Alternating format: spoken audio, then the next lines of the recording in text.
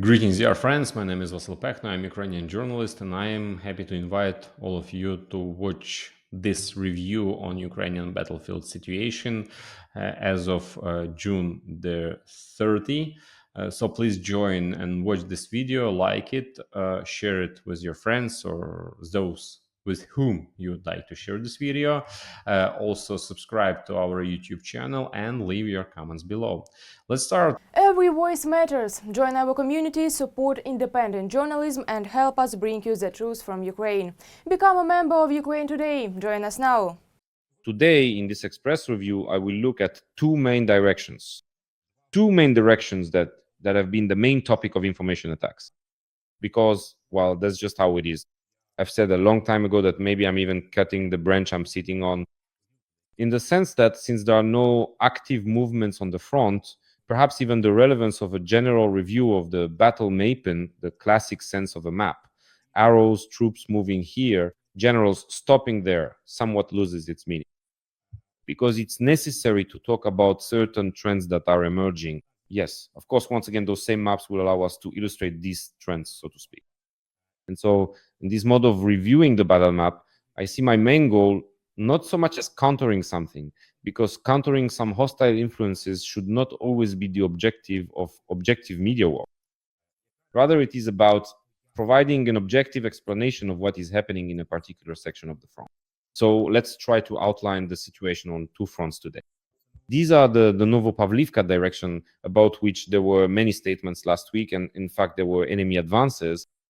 And the second is the Sumy direction, about which, again, there have been many statements, both positive and at times occasionally negative. And we will talk about this today as well. So friends, once again, I urge you to subscribe, leave a like, and write comments. Let's get started. So the Novopavlivka direction, where is that? It will be one of the two directions we'll be discussing today. The Novopavlivka direction covers everything related to the movement of Russian forces toward Dnipropetrovsk region from the southern Donbas area heading toward the settlement of Novopavlivka. Novopavlivka is, well, it's in the Dnipropetrovsk region. It's already beyond the borders of the Dnipropetrovsk region, beyond the borders of Donetsk region, to be precise. Here is Novopavlivka. And accordingly, in a broader sense, this settlement is specifically identified as Novopavlivka, meaning that essentially the Novopavlivka direction covers a bit more than just the southern Donbas. But today we're going to talk about a somewhat narrower section of the front, specifically about this area of southern Donbas, the former directions of Velika Novosilka, Kurakove, and Vuhledar. Why? Because in recent weeks, what has happened here? The Russians have advanced toward the open fields of Shevchenko. They created one such wedge of breakthrough. The Russians advanced toward Komariat and Fedorivka, creating a second wedge of breakthrough. The Russians advanced toward Yalta and Zaporizhia, creating a third wedge of breakthrough. And in fact, what we have is that, like a trident, the Russians have pierced our defenses in this southern Donetsk direction. These breakthroughs have formed certain pockets and uncomfortable positions for the defense forces, because we really are observing such pockets here. Each such pocket requires more resources from our troops in order to defend. Accordingly, what else is a problem here in this direction, especially in this area, in the region of Zirki and Zaporizhia, Zirki, Yalta, and Zaporizhia? You can see that there is an interflow here. Here, in fact, there are rivers flowing, and in particular the Mokryali River. Here it flows like this for us. And in order to supply our troops in this direction, it's clear that there must be some pontoon crossings over those rivers. And again, it's clear that in the conditions of drone warfare, when everything can be hit 10 to 15 kilometers deep into the territory or into each other's controlled territory, these pontoon crossings over the rivers, these crossings in general, not necessarily pontoon one side targeted by drones. And this makes our logistics extremely difficult. Let's put it this way. That's about tactics, because I'll be talking about Novopavlivka today in three senses: tactics, the operational level, and strategy. Although, of course, I don't claim to be some great military expert or even, well, an officer of any particular rank to fully understand everything, but a basic level of military education plus analytical and media experience, and extensive communication with soldiers and commanders of various levels gives me the opportunity to form a certain opinion on these three levels, from the lowest tactical level to the highest strategic one. What is happening on the Novopavlivka direction? So in the tactical sense, our situation here is far from pleasant, not the most favorable in terms of the fact that we constantly have to cross the river and supply our troops through such disadvantageous positions. In addition, these very scenarios of drone warfare and controlling crossings with drones have contributed to the fact that the Russians, in fact, very quickly, recently, after Zaporizhia, captured the settlement of Yalta relatively easily. Because I repeat, the main problem for the Ukrainian defense forces in this direction is the lack of proper logistics.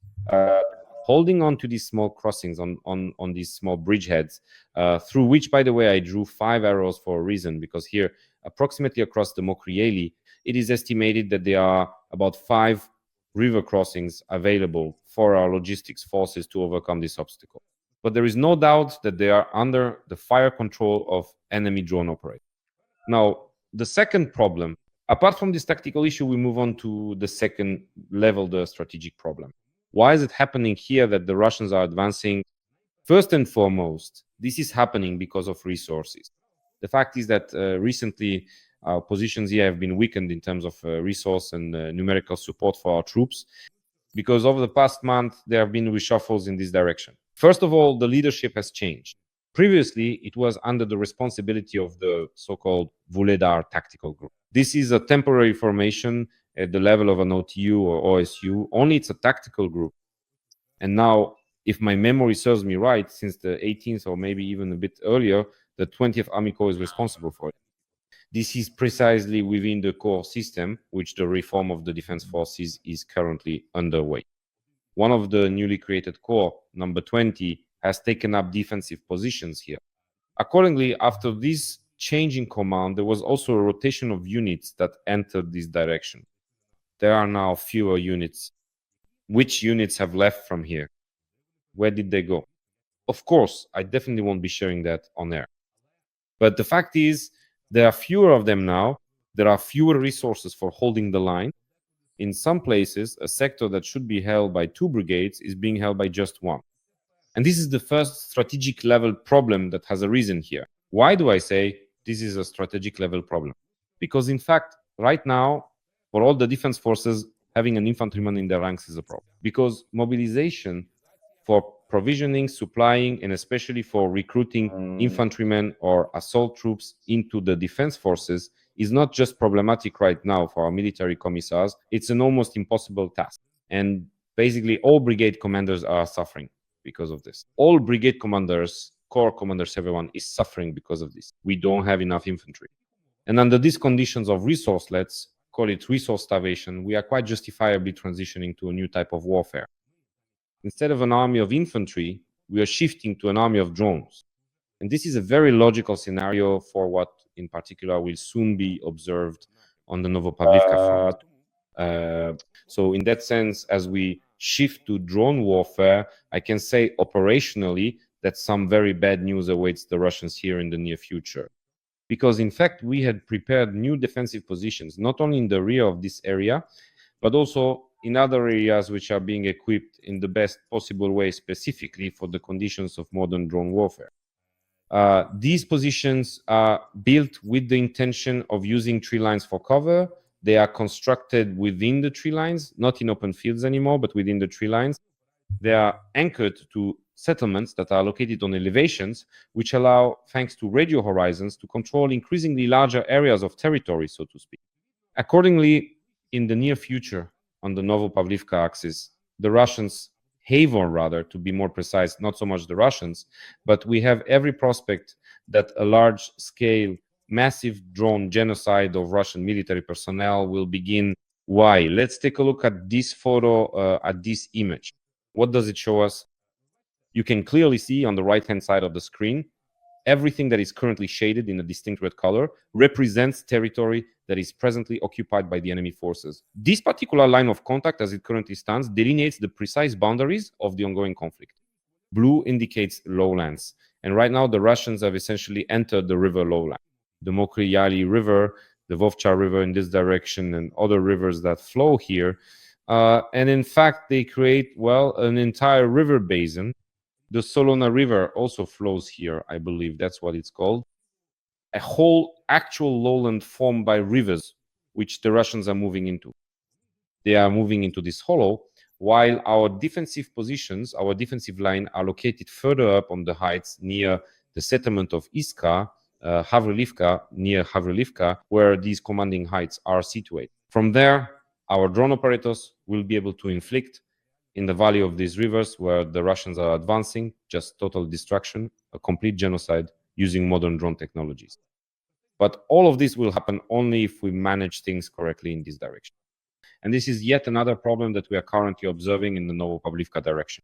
And why have the Russians advanced here recently? Because the commander-in-chief of the armed forces of Ukraine, General Sumy, himself stated on his Facebook just a day ago that he visited, among other places, the Novopavlivka direction. Right now you can see a photo of him against the backdrop of the banner of the 20th Army Corps. He visited the positions of the 20th Army Corps, and following this visit to the area, he wrote a post. Let me remind you once again that, in fact, the leadership here has changed. Instead of the Vuhledar tactical group, the 20th Army Corps is now operating here. This is a completely new structural formation within the defense forces. And here is what the commander-in-chief, who is as informed as possible about the outcomes of the combat actions taking place in the Novopavlivka direction, wrote on his Facebook. Let's read between the lines, as they say. So pay close attention, friends. Let's do it like this. Let's switch to full screen. Among other things, the commander-in-chief wrote that he listened to the reports from commanders on the ground, the newly formed Army Corps, mechanized brigades, assault troops, and Marine. He gave the necessary orders to ensure the defense and to organize it better.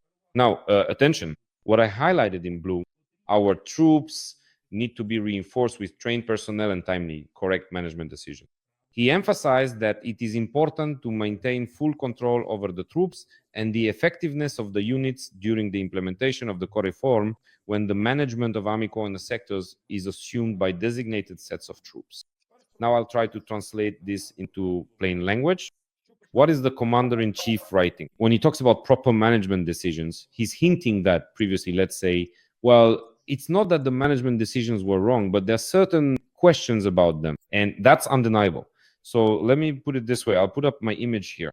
And this is precisely a matter of transition when there is a change in command. We always have this, it's a systemic problem in the armed forces of Ukraine. There are always issues with holding positions because new leadership, so to speak, sweeps with a new broom. And this always becomes a problem as a certain vacuum in time arises during the transition of management and command. Accordingly, this is exactly what the commander-in-chief emphasizes, that this issue needs to be addressed, so to speak. Secondly, he also points out in his statement that it is important to maintain full control over the troops. That is, he clearly had some questions regarding the controllability of the troops. And this also presents a challenge because the newly created core system, although it is supposed to lead us to something better, also has its own problems, especially when it is being formed in the initial stage. In short, what am I trying to say with all this? In short, we have had a change in command. It's clear that the new command, having taken on combat operations in an extremely difficult sector, on an extremely difficult section of the front, needs some time to fine-tune all the processes, but the enemy is not giving us that time. The enemy attacks within this time frame and creates these breakthrough areas. Accordingly, the commander-in-chief personally visited these units and I hope resolved all these issues. And in his post, he indirectly acknowledged all of this, as if to say that there are issues, there are problems, and they will be addressed, and the situation that occurred in the Novopavlivka direction will be resolved. But to some extent, this is an entirely objective situation. Whenever there is such a change in leadership, these kinds of screw-ups always happen. Unfortunately, this is our weakness, and it's a weakness for anyone. Rotations and withdrawals are essentially the most difficult maneuvers that can take place within the defense forces. Now, let's move on to the third context. It just so happened that I touched on the tactical and the strategic. By the way, regarding the strategic context, there's a very important clarification. In Ukraine, we are very often used to tying everything to specific individuals. Someone might say, well, a lot happened here, so to speak. The tactical group Vuledar, which used to be here, was responsible for this direction. It's widely known that this group was commanded by Lieutenant General Nayev, who has finished his service there, and now, accordingly, all the blame can be pinned on him. Someone might now, after listening to me or just drawing their own conclusion, say, no, Nayev did a great job, he held the front, but then the command changed, the commander of the 20th Corps came in, and everything went downhill. In reality, neither the first nor the second is true. Do you know why? Because we very often get attached to personalities. We very often try to tie certain processes to the idea that they depend on a single person, but that's not the case. They do not depend on just one person. They depend on, well, even if you were to put Napoleon himself, so to speak, in charge of this Novopavlivka direction right now, if he doesn't have enough resources, if he doesn't have the proper support and enough personnel, he will deliver exactly the same result that we're seeing now. So, of course, personalities matter, especially the personalities of commanders, but they are not decisive. Their characteristics, their set of moral qualities, their particular personal traits and skills, they matter, but they are not decisive. What is decisive are the resources. If certain units are withdrawn and moved to other directions, then naturally you should expect exactly the kind of results we are seeing today. Someone will write that Syrskyi is to blame for this, because how could it be otherwise? To withdraw some units from this difficult direction and move them elsewhere. But obviously, the commander-in-chief also has his own limitations in resources, and he responds accordingly in order to plug the gaps in other sections of the front, where things are currently very, very difficult. So I've explained the strategic context, the tactical context, and now let's talk about the operational one. There is still one major negative context that arises for us in connection with the Russians' advance here. This context is that the Russians are, in fact, getting closer to our second line of the general Eastern defensive line. What am I talking about? So take a look at the map, friends, and you can see that for a very long time overall. Let's see, which color should I use? Let it be this one, light blue. For a very long time, we held a defensive line that had existed since 2014, the ATO JFO line, and along it, especially in the southern Donbas area, right here in this zone, the Russians were held back for a very long time. Well, there have been only minimal advances by the enemy in these directions. Here as well, and here everywhere, there are just minimal advances, only a few dozen kilometers of enemy movement.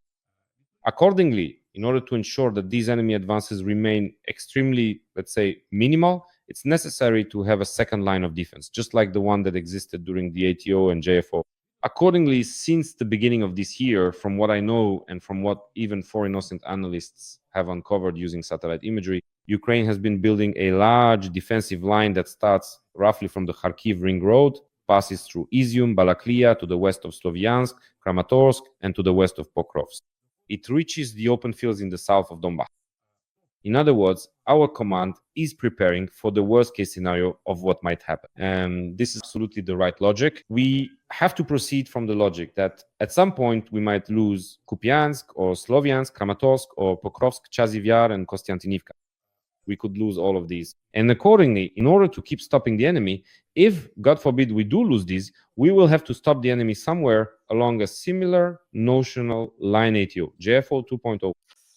Accordingly, this line should be approximately here. I've very roughly outlined it with this black line where our second line of defense runs. And you can see the problem that arises for us here in operational terms.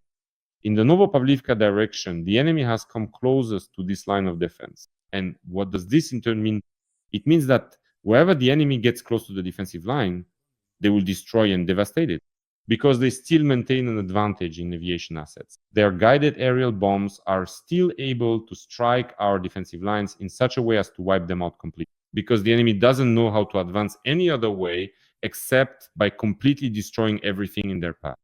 And it is precisely the approach to this point in this section of our second defensive line that actually becomes quite a significant problem in this context. By the way, just to back up my words, here's a tweet from Western Ozen that shows what this defensive line looks like and where specifically in the Novopavlivka direction the approach to this line is taking place. You can see that in other areas right now in the photo you can observe Pokrovsk, Chasiv Yar and other regions.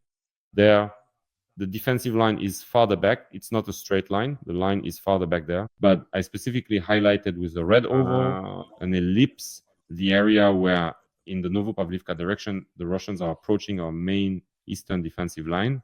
And this creates, well, certain problems for us. This is a real problem, because if the Russians get a foothold somewhere, they start to destroy. And once again, I want to repeat, this is a real operational problem that we are facing in this direction. But to sum up what we have in Novopavlivka, I absolutely do not share the opinion of those people who say that we have some kind of catastrophe here or that something else is happening. No, none of that is true. In my opinion, the main thing happening here is that, yes, we do have a problem.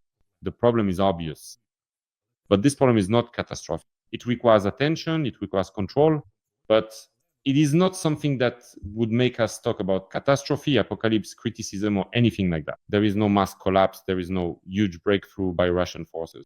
Why do I think so? I believe I have explained all of this. If you disagree, write in the comments, we'll talk on this. I will defend my position, and you will defend yours. Now, friends, the second direction I want to talk about today, I said it would be a quick review for 15 minutes. It's already almost 23 minutes. But well, I had to explain all of this. Sorry for my lengthy speech. Now, Sumy, I put it this way. I'll repeat the point I made last week. If I'm not trying to pin any medals or achievements on myself, but if I, as a specialist in the media field, were an advisor on media or communications to the commander-in-chief, I would not have advised him to make statements about Sumy region, about the fact that the enemy's offensive there has been completely stopped. And in fact, this is perceived by the public as if there is no threat here at all. Why wouldn't I have advised him to do this? Because just yesterday, the first warning signs of this process appeared, that there will be fierce criticism directed at the commander-in-chief in the sense that he will be accused of not telling the truth. Let me explain why and what we are basing this on. Because in reality, the situation in the Sumy region is quite dynamic. Moreover, yesterday, the first warning signs appeared that there will be criticism directed at the commander-in-chief. These warning signs were published on the online portal Ukrainska Pravda. We read the headline: Russian Federation artillery struck a kilometer from Sumy. Ukrainian truth. What is it about?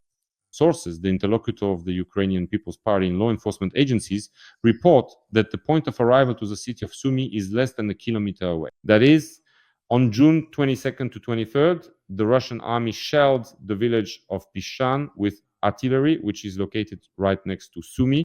Let's go back to the deep state map to see where this village of Pishan is and why, once again, there's no need to panic about it, though. I suppose I'm playing the role of the anti-alarmist here, but why shouldn't we panic? Let me break everything down for you. Here is the village of Pishan, right here. It really is north of Sumy, about a kilometer from the first houses, from the Sumy city ring road. According to reports, let's pinpoint where Pishan is. It's approximately here. Reportedly, an artillery shell from the Russian Federation landed there. As Ukrainska Pravda writes, let's go back so that, once again, I'm not just making claims. Let's return to the actual UP publication. What does Ukrainska Pravda say? What did the Russians use to strike? Is this a consequence?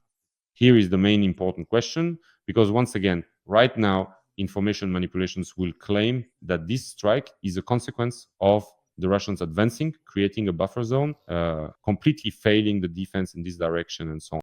And again, Syrskyi is lying, saying that the enemy supposedly hasn't been stopped here. Let's figure out how things really are. So let's continue reading the Ukrainska Pravda publication. They write that to strike Pishan, the Russians used a 152mm rocket-assisted projectile from a self-propelled artillery unit to shell Pishan, two A-36 Hyacinths B towed gun well. That's not a self-propelled artillery unit anymore. Two S5 Hyacinths S self-propelled guns. Accordingly, if we read this message, and especially the next sentence, the maximum range of such a shell is 33 to 40 kilometers. Thank God they recorded 33 to 40 kilometers. It's very good that the deep state functionality allows us to measure in kilometers the mileage, even the mileage with the measurement of those, specifically those shells that can be used by various launchers. So here is Pishan. Once again, we select the strike range of one of the launchers mentioned in the article. For example, the highest end. And accordingly, we choose a shell with a range of 30.5 kilometers. At which point would you like us to place it? Let's put it right here, indicating that it fires from this spot. So in order to reach Pishani, as you can see, it's enough to fire from the territory of the Russian Federation, or from here at the Russian border area, or from here at the Russian border area, but deeper inside Russia. What am I getting at? I'm getting at the fact that this information is, quite tantalizing for Ukrainians. Like, if the Russians shelled Sumy with artillery Yalta, we were told that if tube artillery starts shelling Sumy, that's a big problem. Yes, that's definitely a problem. But the main, and unfortunately the most interesting point, is that even without advancing into the Sumy region, the Russians could shell it with 40-kilometer range tube artillery shells from Russian territory.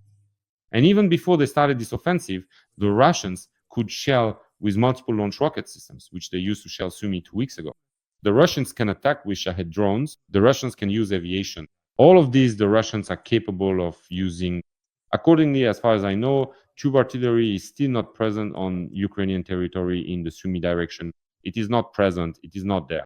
Accordingly, the fact that the Russians have now carried out these kinds of informational provocations, and they are purely informational by using tube artillery to shell the Sumy area, let's say, the outskirts of Sumy, is solely an informational tactic aimed at each of us. The goal is for many people, especially those who want to blame the authorities, Syrskyi Eye, or the command in the Sumy direction, to accuse them and say, you said you wouldn't allow artillery to fire, but now you've done otherwise. And in fact, the report by Ukrainska Pravda actually says this 33 to 40 kilometers, there's nothing to lie about here. That's in the report itself. But tell me, who actually reads these reports carefully? But 33 to 40 kilometers, that's the range that allows shelling the territory of Sumy region, the Sumy agglomeration, from the territory of the Russian Federation. And in my opinion, this is quite a story that needs to be communicated. That's why I certainly wouldn't advise the commander-in-chief to use phrases like the Sumy offensive has been completely stopped, because it's actually quite dynamic and the enemy needs to be destroyed. And the enemy here can still receive reinforcements and supplies, including additional troops, particularly from North Korea. And we need to destroy them using every possible means available to us, including aviation. A video published by our community of Air Force fighters Sonyashnik on their Telegram channel of the same name, Sonyashnik, shows airdropped munitions striking enemy positions in the Kursk-Sumy region, that is, in the northern direction where barracks and their occupants are being destroyed. We need more of these munitions. We need to produce more of them. We need to consider developing a cluster war. And ultimately, we need to think about anti-personnel mines. And by the way, regarding anti-personnel mines, finally, in the 4th year of the full-scale war against the Russian Federation, the Ukrainian state has managed to make a decision to withdraw from the Ottawa Convention on the prohibition of anti-personnel mines, although we have actually been receiving anti-personnel mines from the United States for quite some time already. But it was only yesterday that the corresponding decree was issued, a presidential order. This is a presidential decree that approved the previously adopted decision of the National Security and Defense Council. This is decree number 441, which approves Ukraine's withdrawal from the Convention on the Prohibition of the Use, stockpiling, production, and transfer of anti-personnel mines, and on their destruction from 1997. Earlier, over the past week, Poland, Finland, and all the Baltic countries also withdrew from this convention on anti-personnel mines because they understand that the Russians have fully adopted the tactic of human wave assaults. The Russians are completely overwhelming their enemies with infantry, and anti-personnel mines are exactly what is needed against the Russian army. It's very unfortunate that we've only now managed to make this decision. As far as I know and understand, it still needs to be approved by Parliament. According to the convention itself, withdrawal from the convention can only take place 6 months after Ukraine notifies that it is leaving. So it doesn't happen immediately. And there's one small problem that arises for us with this. We might be pleased that we've left the convention, but in order for us to now restore our entire arsenal of anti-personnel mines that we destroyed in accordance with the 1997 convention, we now need to build up these capabilities. We need to set up production lines. We need to learn how to manufacture these anti-personnel mines. And that's precious time, which, as always, we don't have. But at least the very fact of this decision is without a doubt welcomed by me as a Ukrainian and as someone who cares about the fate of my country. So that's today's rather extensive overview of the battle map. I would appreciate it if you support it with likes, leave comments, and subscribe to us. So friends, take care of yourselves. All the best, and see you next time. Don't fall for information manipulation. All the best.